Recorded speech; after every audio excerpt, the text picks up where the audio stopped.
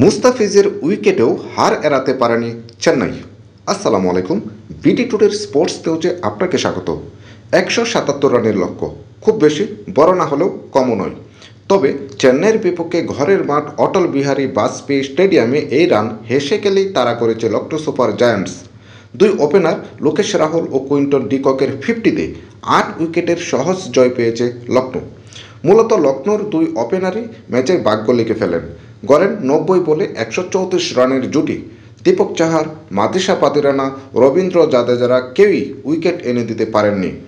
দুই ওপেনারের মধ্যে আজ আক্রমণাত্মক ছিলেন রাহুল, 31 বলে 50 করেন তিনি।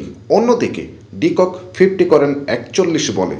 ইনিংসের 15তম ওভারে মুস্তাফিজ এসে ডিকককে আউট করলেও তা ম্যাচে কোনো প্রভাব ফেলেনি।